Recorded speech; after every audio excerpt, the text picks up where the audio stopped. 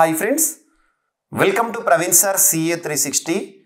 ఈ వీడియోలో మనం డిస్కస్ చేయబోయే అంశము ఎన్సీఆర్బి రిపోర్ట్ 2022.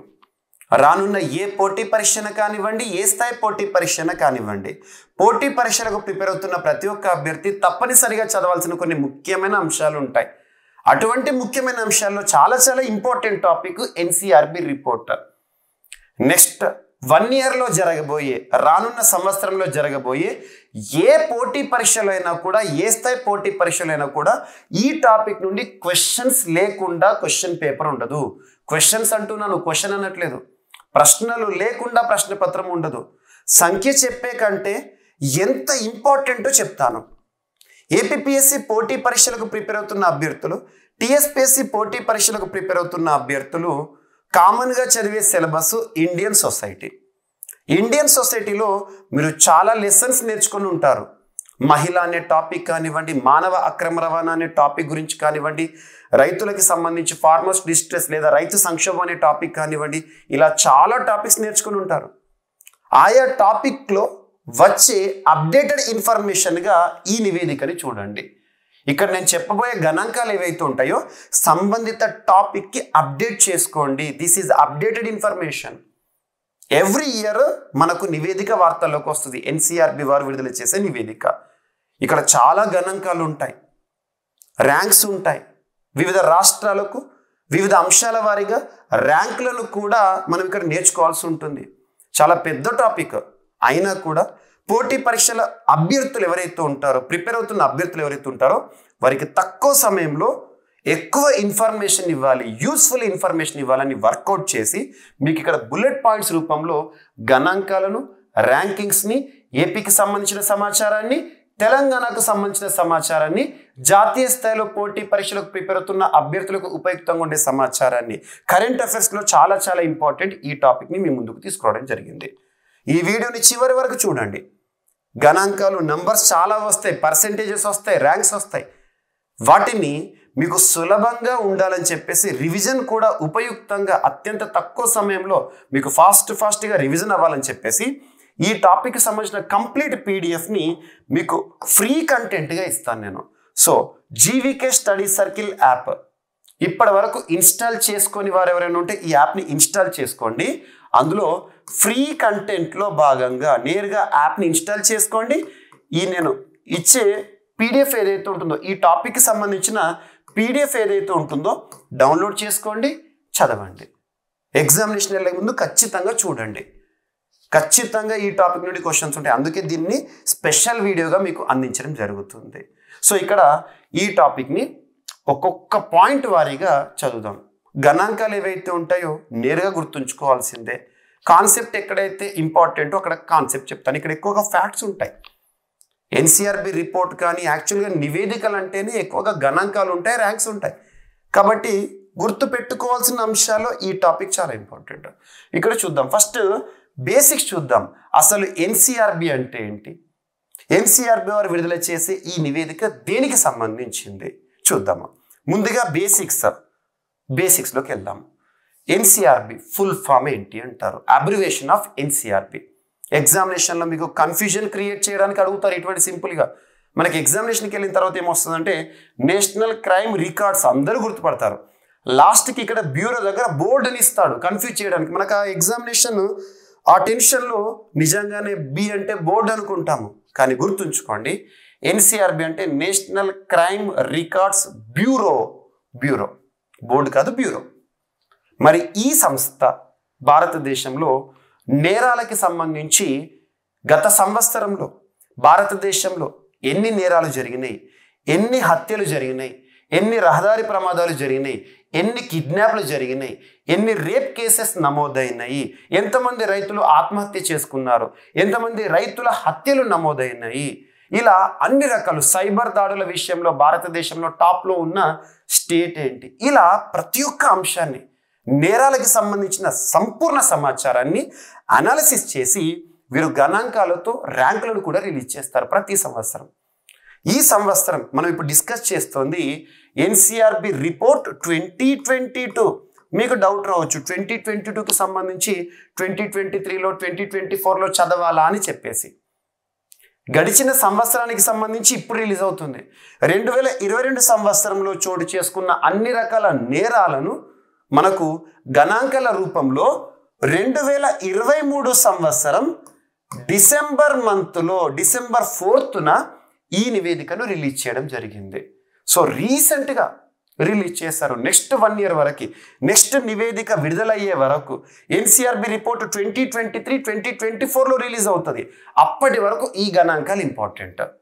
మీరు ఇండియన్ సొసైటీలో ఇంపార్టెంట్, కరెంట్ అఫైర్స్లో ఇంపార్టెంట్, పాలిటీ పాయింట్ ఆఫ్ వ్యూలో కూడా కొన్ని ఆర్టికల్స్ని కూడా లింక్ చేసుకోవాల్సి ఉంటుంది. ఓకేనా? ఎన్సీఆర్బి. మరి ఈ సంస్థ ఎప్పుడు స్థాపించబడింది, స్థాపన ఎప్పుడు జరిగింది అంటే 1986 11th మార్చ్ రోజున ఎన్సీఆర్బి అనేది ఏర్పాటైంది. భారతదేశంలో జాతీయ స్థాయిలో నేర గణాంకాలను నివేదికలుగా రిలీజ్ చేస్తూ ఉంటారు.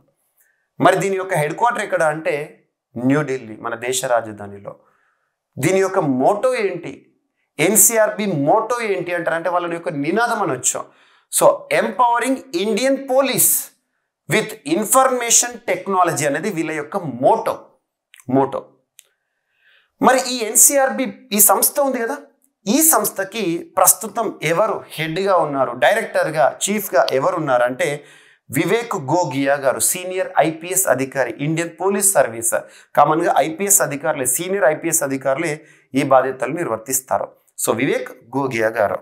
అండ్ ఏ మంత్రిత్వ శాఖ పరిధిలో లేదా ఏ మంత్రిత్వ శాఖకి పార్ట్నర్గా ఈ సంస్థ పనిచేస్తుంది అంటే మినిస్ట్రీ ఆఫ్ హోమ్ అఫైర్స్, కేంద్ర హోం వ్యవహారాల మంత్రిత్వ శాఖ పరిధిలో పనిచేసే సంస్థ. నేరాలు, కేసులు అంటేనే హోం మంత్రిత్వ శాఖ మనకు తెలుసు, గుర్తుంచుకోండి. సో ఇది ఎన్సీఆర్బికి సంబంధించిన బేసిక్ ఇన్ఫర్మేషన్. సో ఇక్కడ చూడండి, మనకి ఎన్సీఆర్బికి సంబంధించి ఇక్కడ లోగోని అబ్జర్వ్ చేయండి. ఎన్సీఆర్బి డిపార్ట్మెంట్ వారు ఉంటారు కదా, వారికి సంబంధించిన లోగో. ఓకేనా? నెక్స్ట్ వచ్చేసి మరి ఎన్సీఆర్బికి సంబంధించి ఈ నివేదికను డిస్కస్ చేస్తున్నాం కదా. National crime records bureau report 2022ని ఎప్పుడు రిలీజ్ చేశారంటే December 4th 2023. గుర్తుంచుకోండి, వెరీ వెరీ వెరీ ఇంపార్టెంట్. 2023 సంవత్సరం డిసెంబర్ 4వ తేదీన 2022 సంవత్సరంలో భారతదేశంలో జరిగిన నేరాలకి సంబంధించిన నివేదికను, గణాంకాలతో కూడిన నివేదికను కేంద్ర హోంమంత్రిత్వ శాఖకి ప్రస్తుతం విధులు నిర్వర్తిస్తున్న అమిత్ షా గారు చేతుల మీదుగా విడుదల చేయడం జరిగింది. అమిత్ షా గారు రిలీజ్ చేశారు. ఓకేనా? ఇప్పుడు ఈ నివేదికలోని అంశాలు ఏమైతే ఉంటాయో గణాంకాలు గుర్తుపెట్టుకోండి. కొన్ని పాయింట్ చెప్తాను, ఎంత శాతం పెరిగిన ఏ నేరాలని చెప్పేసి పట్టి చూడండి. 2022 సంవత్సరంలో భారతదేశంలో జరిగిన గుర్తించదగ్గ కేసులు, నమోదైన కేసులు, మొత్తం కేసులు ఎన్నట అంటే 58,24,946 కేసులు. 58,24,946 కేసులు భారతదేశంలో 2022 సంవత్సరంలో నమోదైనాయి. గుర్తుంచుకోండి. అందులో ఇండియన్ పీనల్ కోడ్, భారతీయ శిక్షా స్మృతి అంటాం కదా, ఐపీసీ కింద ఎన్ని కేసులు నమోదైనాయి అంటే ఇందులో 35,61,379 కేసులు నమోదైనవి. అవి కాకుండా స్థానిక చట్టాలు కానివ్వండి, ప్రత్యేక చట్టాలు కానివ్వండి, స్పెషల్ యాక్ట్స్ ఆధారంగా కానివ్వండి నమోదైన కేసులు 22,63,567. మనకి ఇవన్నీ గుర్తుంచుకున్నా పర్లేదు, కానీ ఇది మాత్రం గుర్తుంచుకోండి. 2022 సంవత్సరంలో భారతదేశంలో నమోదైన కేసుల సంఖ్య మొత్తం ఎంత అకార్డింగ్ టు ఎన్సీఆర్బి రిపోర్ట్ 2022 అంటాడు. గుర్తుంచుకోండి, ఈ నెంబర్ గుర్తుంచుకోవాలి. నెక్స్ట్ మరి గత ఏడాదితో పోలిస్తే ఇప్పుడు ఎన్సీఆర్బి రిపోర్ట్ 2022ని మనం డిస్కస్ చేస్తున్నాం కదా. గత ఏడాది అంటే అర్థం ఏంటిది? ఎన్సీఆర్బి రిపోర్ట్ 2021 అంటే 2022లో రిలీజ్ అయింది. 2021 ఇయర్కి సంబంధించి ఈ సంవత్సరంలో జరిగిన కేసులను గనక పరిశీలిస్తే ప్రస్తుతం మనం చూస్తున్న గణాంకాలు అనేవి పెరిగినాయా తగ్గినాయా ఇలా అడగవచ్చు. సో గత ఏడాదితో పోలిస్తే ప్రస్తుత ఏడాదిలో నమోదైన కేసుల సంఖ్య తగ్గింది. ఎంతవరకు తగ్గింది అంటే 4.5% తగ్గింది. ఇక్కడ ఎలాగో చూడండి, 2021 ఎన్సీఆర్బి రిపోర్ట్లో మొత్తం కేసులు ఏంటంటే 60,96,310. మరి ప్రస్తుతం ఎంత? 58,24,946 అంటే 4% తగ్గిందంట కేసులు. గుర్తుంచుకోండి. సో ఇవన్నీ కూడా అంకెలు గుర్తుంచుకోవాల్సిందే, తప్పదు. దేశంలో నమోదైన హత్య కేసులు మర్డర్ కేసులు ఎన్ని అని చెప్పేసి అంటే 28,522 28,522 మర్డర్ కేసులు, అంటే ఒక వ్యక్తిని చంపడం అలాంటి కేసులు. ఓకేనా? ఎందులో 2022 ఎన్సీఆర్బి రిపోర్ట్ చెప్తుంది, అంటే 2022 సంవత్సరంలో నమోదైన హత్య కేసులు మర్డర్ కేసులు రోజుకు సగటున భారతదేశంలో ఈ నివేదిక ఆధారంగా ఎన్ని హత్య కేసులు నమోదవుతున్నాయి, ఎన్ని హత్యలు నమోదవుతున్నాయి అంటే 78 హత్యలు రోజుకు, ప్రతిరోజు ఆన్ అన్ యావరేజ్ సగటున అంటే ఇంతకంటే ఎక్కువ ఉండొచ్చు తక్కువ ఉండొచ్చు, రోజు ఇన్ని జరగాలని లేదు, సగటున 78 హత్యలు భారతదేశంలో జరుగుతున్నాయని ఎన్సీఆర్బి రిపోర్ట్ 2022 ఇక్కడ నంబర్ చెప్తోంది. ఇది గుర్తుంచుకోవాలి, ఇది గుర్తుంచుకోవాలి, ఇది గుర్తుంచుకో. ఈ స్లైడ్ ఈ 3 పాయింట్స్ అయితే ఖచ్చితంగా గుర్తుంచుకోండి. నంబర్స్ లాస్ట్కి మీకు ఎట్లాగో ఈ స్లైడ్స్ అన్ని కూడా మీకు ఫ్రీ డౌన్లోడ్ ఉంటుంది కాబట్టి డౌన్లోడ్ చేసేసి వీటన్నిటిని 1-2 సార్లు చూడండి. రిపీట్ రెగ్యులర్గా రిపీట్ చేయండి.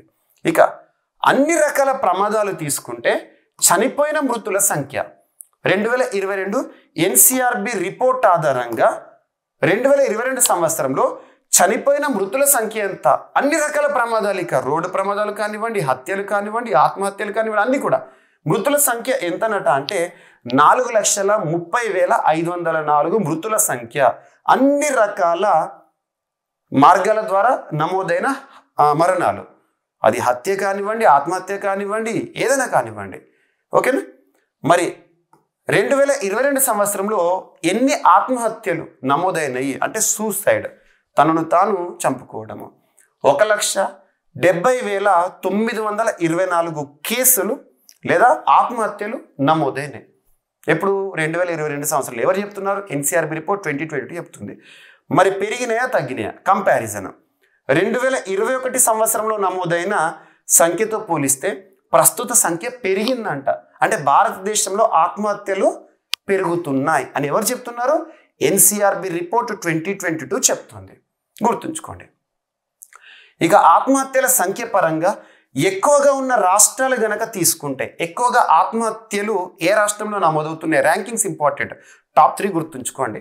మొదటి స్థానంలో తమిళనాడు ఉంది. అంటే తమిళనాడు ఆత్మహత్యల పరంగా దేశంలోనే మొదటి స్థానము. ఎక్కువ మంది సూసైడ్ చేసుకుంటున్నారు. అది వివిధ కారణాలు, ఏదైనా కానివ్వండి. Next Maharashtra, next Madhya Pradesh. గుర్తుంచుకోండి. ఓకేనా? అండ్ నెక్స్ట్ వచ్చేసేసి రైతులు మరియు కూలీలకి సంబంధించి రైతు కూలీల ఆత్మహత్యలు కనుక తీసుకుంటే భారతదేశంలో అన్నం పెడుతున్న రైతు మరియు వ్యవసాయంలో పనిచేస్తున్న రైతు కూలీలు వాళ్ళు ఎంతమంది ఆత్మహత్యలు చేసుకున్నారట అంటే 2022 సంవత్సరంలో ఈ నివేదిక ఆధారంగా 11,290 మంది రైతు కూలీల ఆత్మహత్యలు. దేశంలో సగటున ప్రతిరోజు 154 మంది రైతులు చనిపోతున్నారు, రైతు కూలీలు చనిపోతున్నారు. ఎలా? ఆత్మహత్య, సూసైడ్ చేసుకొని చచ్చిపోతున్నారంట. ఓకేనా? సో ఇక్కడ 154 అనేది దేనికి సంబంధించింది? రైతు కూలీల ఆత్మహత్యలకి సంబంధించింది. ఓకేనా? అండ్ ఆత్మహత్యల పరంగా చూస్తే గత నివేదిక ఆధారంగా ప్రస్తుత నివేదికలో సంఖ్య పెరిగింది. ఆత్మహత్యల పరంగా చూస్తే భారతదేశంలో టాప్ పొజిషన్లో ఉన్న రాష్ట్రము తమిళనాడు, నెక్స్ట్ మహారాష్ట్ర, నెక్స్ట్ మధ్యప్రదేశ్. మరి రైతు కూలీల ఆత్మహత్యలు 2022 సంవత్సరంలో ఎంత నమోదైందంట? 11,000 మంది రైతులు, అంతకు పైచిలుకు రైతులు ఆత్మహత్య చేసుకున్నారు. పంట సరైన సమయంలో సకాలంలో చేతికి రాకపోవడము, వివిధ కారణాలు. సో దేశంలో సగటున ఎంతమంది రైతులు ఆత్మహత్య చేసుకుంటున్నారు ప్రతిరోజు అంటే 154 మెంబర్ రైతులు. అండ్ కిడ్నాప్ కేసులు. సో ఒక వ్యక్తిని నిర్బంధంలోకి తీసుకోవడం. 2022 సంవత్సరంలో ఎన్ని కిడ్నాప్ కేసులు నమోదైనాయట అంటే 1,07,588 కిడ్నాప్, ఒక వ్యక్తి నిర్బంధంలోకి తీసుకెళ్ళిపోవడము. గతంతో పోలిస్తే పెరిగిందంట. భారతదేశంలో కిడ్నాప్ కేసులు పెరుగుతున్నాయి, ఆత్మహత్యలు పెరుగుతున్నాయి, మొత్తం కేసుల సంఖ్య తగ్గుతుంది. ఇవన్నీ మీకు చెప్తున్నాను. ఇప్పుడు అత్యధికంగా భారతదేశంలో ఎవరిని కిడ్నాప్ చేస్తున్నారట అంటే మహిళలను కిడ్నాప్ చేస్తున్నారట. మహిళలు నిర్బంధంలోకి తీసుకుంటున్నారు వివిధ కారణాల వల్ల. సో దాదాపు మొత్తంలో 88,861 కిడ్నాప్లు మహిళలనే చేయడం జరిగిందట, నిర్బంధంలోకి తీసుకున్నారంట. ఓకేనా? ఇది మహిళలపై నమోదైన కేసులను కనుక చూసుకుంటే 4,28,278 నుండి 4,45,256కు చేరింది. ఇది 2021లోని సంఖ్య, ఇది 2022లోని సంఖ్య. మనకు కావాల్సింది ఇది. పెరిగిందా తగ్గిందా అని అడుగుతారు కంపారిటివ్ కోసం. సో పెరిగింది. ఎంత శాతం పెరిగింది? 4% పెరిగింది. అత్యధికంగా మహిళలపైన హింస కానివ్వండి ఎవరు చేస్తున్నారట అంటే సొంతగా తను కట్టుకున్న భర్త మరియు బంధువుల నుండి హింస నమోదవుతుందంట. అండ్ చిన్నారులపై నేరాలు, చిన్న పిల్లలపై జరుగుతున్న నేరాలు ఎన్నట అంటే 2022లో 1,62,449 కేసులు. ఎక్కడి నుండి? 1,49,400 నుండి. అంటే 2021 సంవత్సరంలో చిన్నారులపై జరిగిన నేరాల సంఖ్యను చూస్తే 1,49,404 ఉండేది. ప్రస్తుతం ఎంత? 1,62,449కి చేరింది. అంటే పెరుగుతున్నాయి, చిన్నారులపైన నేరాలు పెరుగుతున్నాయి. ఎంత శాతం పెరుగుతుంది? సో 8.7% పెరిగింది. ఎప్పటితో పోలిస్తే? 2021తో పోలిస్తే 2022లో ఎంత శాతం పెరిగింది చిన్నపిల్లలపై జరుగుతున్న నేరాలు. అండ్ జువెనైల్ కేసులు అంటే చిన్నపిల్లలపైన నమోదవుతున్న కేసులు. జువెనైల్ కోర్ట్ అంటే చిన్నపిల్లలకు సంబంధించి నిర్బంధంలోకి తీసుకోవడానికి జువెనైల్ కస్టడీ కానివ్వండి, జువెనైల్ కోర్టులు కానివ్వండి ఉంటాయి. సో జువెనైల్ అంటే చిన్నపిల్లలపైన నమోదైన కేసులు 31,170 నుండి 30,555కు తగ్గినాయి. చిన్నపిల్లలపైన నమోదవుతున్న కేసుల సంఖ్య తగ్గుతుంది. చిన్నపిల్లలపైన జరుగుతున్న నేరాల సంఖ్య పెరుగుతుంది. ఏం పెరుగుతున్నాయి, ఏం తగ్గుతున్నాయి చూడండి. సో చిన్నపిల్లలపైన నమోదవుతున్న కేసులు 2% తగ్గినాయి గత సంవత్సరంతో పోలిస్తే ఈ నివేదిక ఆధారంగా. అండ్ నెక్స్ట్ వచ్చేసేసి సీనియర్ సిటిజన్స్.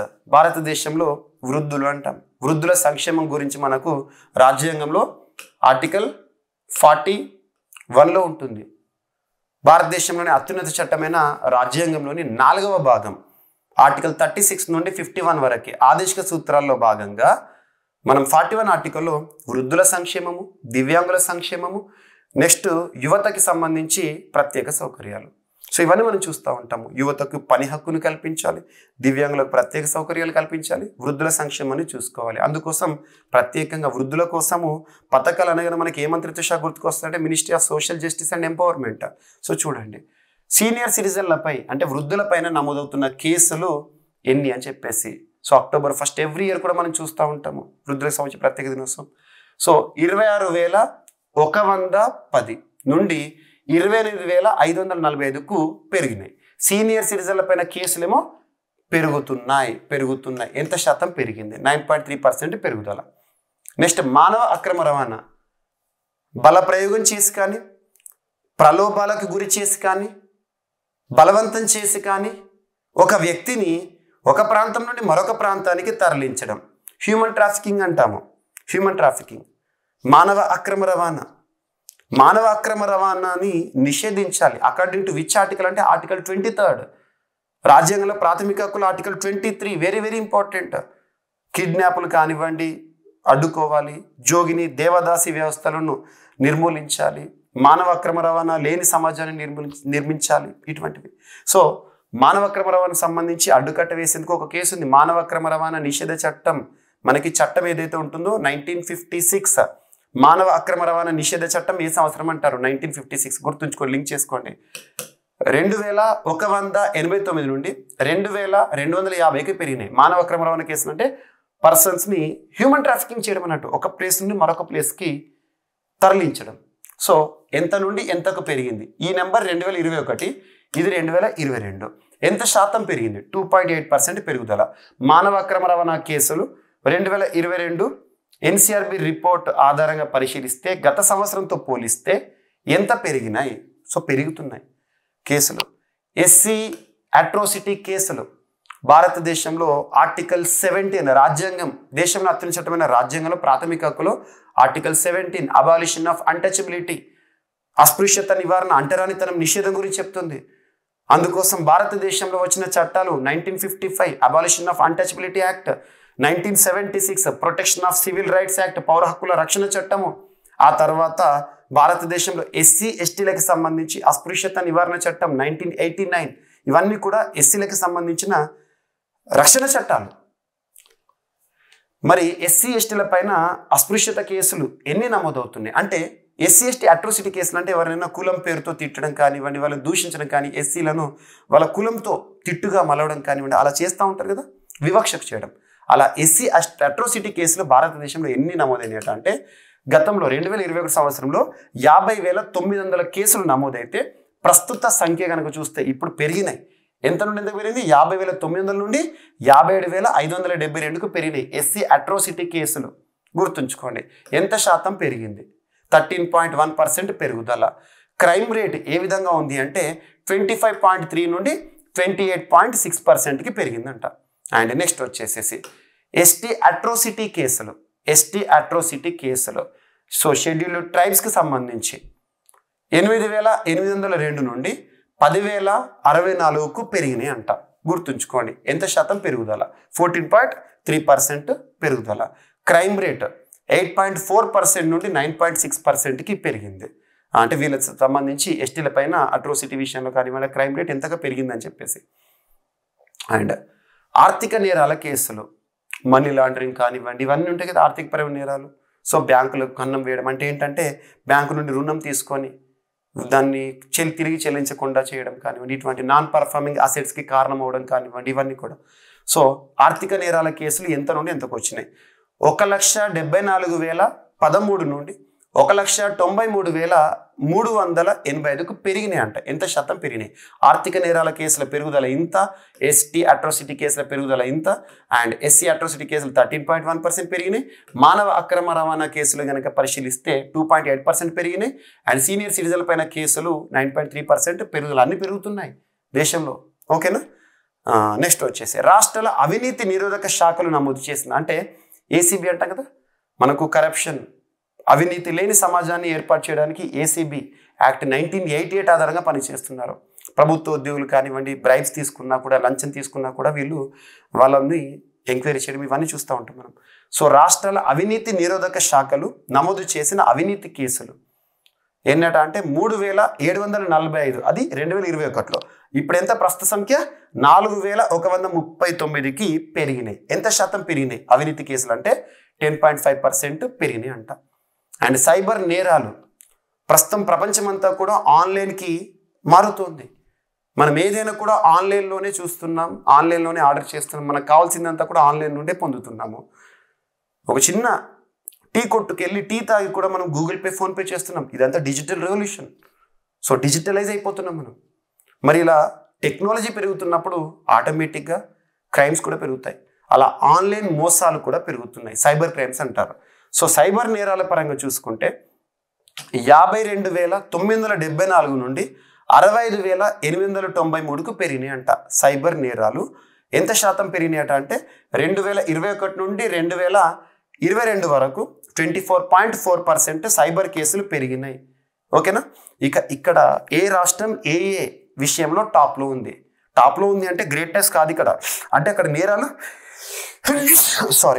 ఎక్కువగా నమోదవుతున్నాయి అన్నట్టు. చూడండి, విదేశీయులకు వ్యతిరేకంగా నేరాలకు సంబంధించిన కేసులు 150 నుండి 192కి పెరిగినాయి. అంటే విదేశీయులు అంటే ఫారినర్స్, వివిధ అవసరాల రీత్యా విదేశీయులు మన భారతదేశానికి వచ్చి ఉంటారు.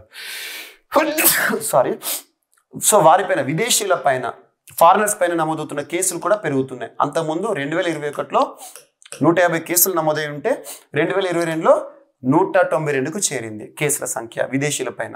ఇక ఈ ర్యాంకింగ్స్ చాలా చాలా ఇంపార్టెంట్. చూడండి, దేశంలో సురక్షిత నగరం according to NCRB report, national crime records bureau వారు ఇచ్చిన నివేదిక రిపోర్ట్ 2022 ఆధారంగా భారతదేశంలోని సేఫెస్ట్ సిటీ ఏదని అడుగుతారు.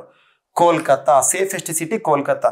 వీరు వరుసగా 3వసారి భారతదేశంలో సేఫెస్ట్ సిటీగా ఉన్నారు. మంచిది, ఇది మంచి అంశం. ఇందులో టాప్లో ఉండాలి. అంటే అక్కడ క్రైమ్ రేట్స్ తక్కువగా ఉండడం కానివ్వండి, నేరాలు తక్కువగా ఉండడము, మహిళలపైన దాడులు తక్కువ ఉండడం, సురక్షితంగా ప్రమాణాలు పాటించడం, అవన్నీ కూడా. Kolkata is the safest city in India according to NCRB report 2022. గుర్తుంచుకోండి, వరుసగా 3వ సారి. ఇక 2వ స్థానంలో సేఫ్ సిటీలో భారతదేశంలో పూణే ఉంది. నెక్స్ట్ వచ్చేసి హైదరాబాద్ ఉంది 3rd పొజిషన్లో. ఇది నెగిటివ్. ఇది టాప్లో ఉన్న రాష్ట్రం అంటే అక్కడ ఎక్కువ గొడవలు జరుగుతున్నాయి అంటే మంచి ఉద్దేశం కాదు ఇది. అత్యంత అల్లర్లు జరుగుతున్న రాష్ట్రం. ఎప్పుడు ఏదో ఒక గొడవ, ఏదో ఒక ర్యాలీ, ఏదో ఒక రాస్తారోకో జరుగుతూ ఉంటాయి. అత్యంత అల్లర్లు చోటు చేసుకున్న రాష్ట్రంగా ఎన్సీఆర్బి రిపోర్ట్ 2022 ఆధారంగా మహారాష్ట్ర 1st పొజిషన్లో ఉంది. తర్వాత స్థానంలో బీహార్ ఉంది. తర్వాత 3ర్డ్లో యూపీ ఉంది. గుర్తుంచుకోండి, ఈ టాప్ 3 గుర్తుంచుకోండి. అత్యధిక హత్య కేసులు నమోదైన రాష్ట్రం పరంగా. హత్య కేసులు అంటే మర్డర్ కేసులు, ఒక వ్యక్తి మరొక వ్యక్తిని చంపడం, మర్డర్ కేసులు నమోదైన రాష్ట్రాల్లో టాప్ పొజిషన్లో యూపీ ఉంది. జనాభా కూడా భారతదేశంలో యూపీలో ఎక్కువగా ఉంటుంది. హత్య కేసు కూడా అక్కడే నమోదవుతున్నాయని గుర్తుంచుకోండి. తర్వాత రెండవ స్థానంలో బీహార్, థర్డ్ పొజిషన్లో మహారాష్ట్ర ఉంది అంట. అత్యధిక అత్యాచార కేసుల పరంగా రాజస్థాన్ మొదటి స్థానంలో ఉండగా తర్వాత స్థానాల్లో యూపీ, మధ్యప్రదేశ్, మహారాష్ట్ర ఉన్నాయి వరుసగా. గుర్తుంచుకోండి అత్యాచారము, సో మహిళలపైన జరుగుతున్న లైంగిక దాడులు. క్రిమినల్ కేసుల పరంగా ఏదైనా సరే యాక్సిడెంట్ కేసులు కానీ ఏమైనా కూడా, సో క్రిమినల్ కేసుల పరంగా భారతదేశంలో యూపీ మొదటి స్థానంలో ఉంది, రెండవ స్థానంలో మహారాష్ట్ర ఉందంట క్రిమినల్ కేసుల పరంగా. ఇక మెట్రోపాలిటన్ నగరాల్లో యాసిడ్ కేసులు ఉంటాయి కదా, యాసిడ్ దాడులు, యాసిడ్తో పోయడం కానివ్వండి ఇటువంటివి. అందులో భారతదేశంలో మెట్రోపాలిటన్ సిటీస్లో హైదరాబాద్ టాప్ పొజిషన్లో ఉండగా సెకండ్ ఢిల్లీ ఉంది, నెక్స్ట్ అహ్మదాబాద్ ఉంది. ఇక లాకప్ డెత్లు ఎక్కువగా నమోదవుతున్న రాష్ట్రం ఏదంటే గుజరాత్. లాకప్ డెత్ అంటే ఏంటంటే కస్టడీలోకి తీసుకున్న ఒక వ్యక్తి నిర్బంధంలోనే చనిపోవడం. సైబర్ నేరాల పరంగా చూసుకుంటే తెలంగాణ టాప్లో ఉంది. ఇలా కొన్ని అంశాలు చూడండి ఇక్కడ, ఓకేనా. ఇక ఆంధ్రప్రదేశ్ రాష్ట్రానికి విషయానికి వస్తే, ఆంధ్రప్రదేశ్ సంబంధించి ఎన్సీఆర్బీ రిపోర్ట్ 2022 ఏం చెప్తుంది? ఏపీ అభ్యర్థులకు ఈ స్లైడ్ ఇంపార్టెంట్. 2022 సంవత్సరంలో ఏపీలో ఆంధ్రప్రదేశ్ రాష్ట్రంలో నమోదైన మొత్తం కేసులు, అన్ని రకాల కేసులు ఎన్నట అంటే 1,95,284 కేసులు.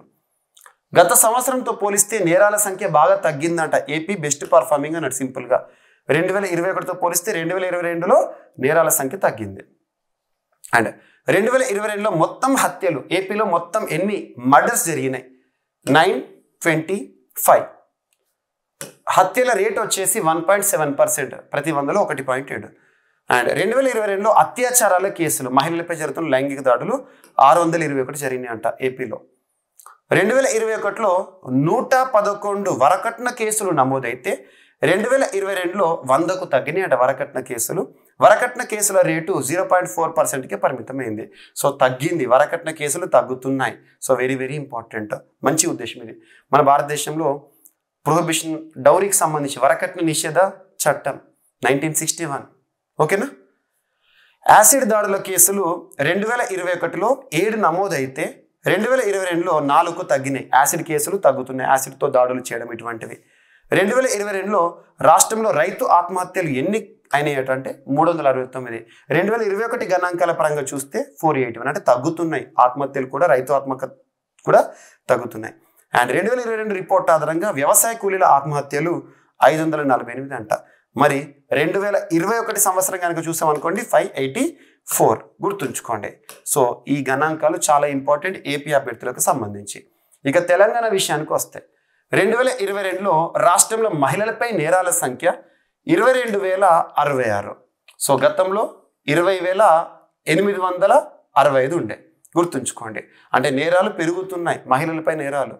అండ్ మానవ అక్రమ రవాణా కేసులు 391 కేసులతో భారతదేశంలోనే మానవ అక్రమ రవాణా కేసుల్లో మొదటి స్థానంలో ఏదంటే తెలంగాణ. గుర్తుంచుకోండి. 2022లో నమోదైన హత్య కేసులు ఎన్నట తెలంగాణలో అంటే 337. గతంలో ఎంత అంటే 1,026. అంటే గతంతో పోలిస్తే 2021తో పోలిస్తే 2022లో తగ్గినాయి. 15,272 సైబర్ నేరాలతో అంటే ఆన్లైన్ మోసాలు దేశంలోనే టాప్ పొజిషన్లో తెలంగాణ ఉంది. ఇది గర్వకారణం కాదు, బాధపడాల్సిన విషయం. గతంతో పోలిస్తే 40% సైబర్ నేరాలు పెరుగుతున్నాయి తెలంగాణలో. మొత్తం ఆత్మహత్యలు తెలంగాణలో ఎన్నట అంటే 9,980. రైతు ఆత్మహత్యలు గణనీయంగా తగ్గుతున్నాయి. 2022లో 178 రైతు ఆత్మహత్యలు, అదే గతంలో 359 ఉంటాయి. సో తెలంగాణకు సంబంధించిన గణాంకాలు.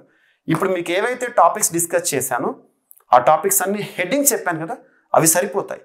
ఇంకా కూడా కావాలంటే మీరు ఈ స్లైడ్స్ ఏవైతే ఉంటే మీకు స్క్రిప్ట్ రూపంలో PDF రూపంలో ప్రొవైడ్ చేస్తాను. ఇదంతా ఒకసారి చూడండి. నేను ఆల్రెడీ ఎక్స్ప్లెయిన్ చేసిన 2-3 స్థానాలు ఎవరు ఉన్నారని. ఈ స్లైడ్స్ ఒక్కసారి మీరు చూడండి. ఇంకా ఇన్ డీటెయిల్ ఇన్ఫర్మేషన్ కావాలి అనుకుంటే సైబర్ నేరాల్లో భారతదేశంలోనే తెలంగాణ టాప్. ఇది చూసాము. భారతదేశంలో పెరిగిన రోడ్డు ప్రమాదం మృతులు. రోడ్డు ప్రమాదాల పరంగా చూస్తే 2021లో అన్ని రకాల ప్రమాదాల్లో 3,97,530 మంది మృతి చెందగా 2022లో 4,30,504కు చేరింది. గుర్తుంచుకోండి. అండ్ ఆత్మహత్యల్లో 6.6% అన్నదాతలే అని చెప్పేసి ఒక స్లైడ్. నెక్స్ట్ రాష్ట్రంలో తగ్గిన రైతు ఆత్మహత్యలు తెలంగాణకు సంబంధించి ఇది ఎక్స్క్లూజివ్గా. అండ్ నెక్స్ట్ 41% తగ్గిన రైతు ఆత్మహత్యలు. ఇవన్నీ కూడా మీకు ఆల్రెడీ ఇందాక నేను ఫాస్ట్గా హెడ్డింగ్స్ ఎక్స్ప్లెయిన్ చేశాను కదా ఇది. సో జేల శాఖ ఉత్పత్తుల్లో భారతదేశంలో టాప్ పొజిషన్లో నిలిచిన రాష్ట్రాలు ఏవి అంటారు. సో గుర్తుంచుకోండి, దేశవ్యాప్తంగా ఖైదులు చేపట్టిన వస్తు ఉత్పత్తులు. ఎవరైనా జైలులో ఉండేవారు ఎవరైతే ఉంటారో, ఖైదులు ఉంటారో, నేరం నిరూపితమై దోషిగా ప్రూవ్ అయిన వారు జైల్లో ఉంటారు కదా, వాళ్ళు జైళ్ళలో ఏదో ఒక పని చేస్తారు, వాళ్ళకు పని అసైన్ చేస్తారు. పెద్ద పెద్ద ఇండస్ట్రీస్ కూడా ఉంటాయి. అలా తివాచీలు అల్లడం కానీ, శానిటైజర్లు తయారు చేయడం కానీ, పెట్రోల్ బంకులు చేయడం కానీ, లేదా బండ పని చేయడం కానీ ఇవన్నీ ఉంటాయి. అలా జైళ్ళ శాఖ కూడా ఉత్పత్తులు చేస్తుంది. అలా జైళ్ళ శాఖ ఉత్పత్తుల్లో భారతదేశంలో టాప్ 3 స్టేట్స్ ఏంటని అడుగుతారు.